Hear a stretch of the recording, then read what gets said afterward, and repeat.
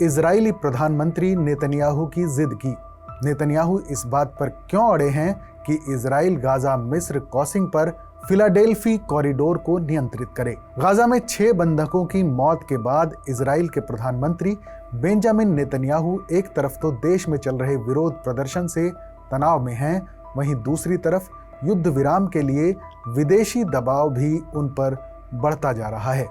इसी बीच नेतन्याहू ने युद्ध विराम के लिए एक नई शर्त रख दी है।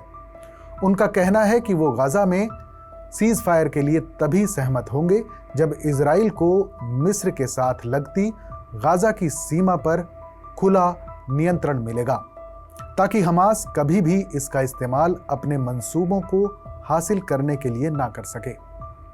दरअसल मिस्र और गाजा बॉर्डर के बीच की जमीन पर एक 14 किलोमीटर यानी कि 8.5 मील लंबी पट्टी है, जिसे फिलाडेल्फी कॉरिडोर के नाम से जाना जाता है और इजराइल इस कॉरिडोर पर अब पूरा कंट्रोल चाहता है।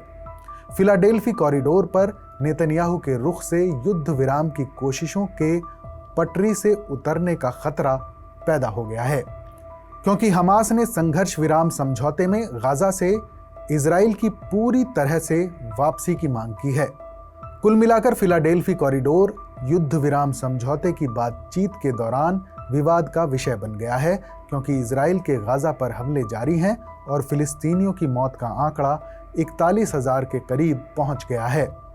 मई के अंत में हमास और इजराइल एक समझौते के करीब दिखाई दिए थे, जिसके तहत गाजा से इजराइल की वापसी, सशस्त्र समूहों द्वारा गाजा में रखे जा रहे लगभग 90 बंदियों की रिहाई और इजरायली जेलों से सैकड़ों फिलिस्तीनियों की रिहाई शामिल थी। एक प्रेस कॉन्फ्रेंस के दौरान नेतन्याहू ने कहा कि जब तक ये कॉरिडोर खुला रहेगा तब तक गाजा का कोई भविष्य नहीं हो सकता। आपको ये समझना होगा कि गाजा को हथियार देने या हमास को हथियार पहुंचाने में फिलाडेल्फी कॉरिडोर की मुख्य भूमिका है, और ये सब 7 अक्टूबर के नरसंहार की वजह बना, जिसके बाद हमास ने गर्व से बार बार ऐसा करने की कसम खाई है। मैं एक सौदा करने को तैयार हूं। मैंने एक सौदा पहले भी किया था, एक ऐसा सौदा जो 150 बंधकों को वापस लेकर आया, जिसमें से 117 जीवित हैं, और मैं बाकी बंधकों को वापस लाने के लिए प्रतिबद्ध हूं। मैं उन्हें वापस लाने के लिए हर संभव कोशिश करूंगा। नेतन्याहू ने आगे कहा कि अगर हम राफा को छोड़ देते हैं, अगर हम फिलाडेल्फी कॉरिडोर को छोड़ देते हैं तो कोई दबाव नहीं होगा और हमें बंधक नहीं मिलेंगे। तथाकथित फिलाडेल्फी कॉरिडोर एक अहम मुद्दा है, जहां से हमास युद्धग्रस्त इलाकों में हथियारों की तस्करी करता है। गाजा में लड़ाई को रोकने के लिए एक समझौते को सुरक्षित करने की कोशिशों में ये एक प्रमुख बिंदु है। हालांकि इजरायली प्रधानमंत्री बेंजामिन नेतन्याहू ने फिलाडेल्फी कॉरिडोर पर नियंत्रण रखने समेत 4 नॉन नेगोशिएबल शर्तें जोड़ी हैं।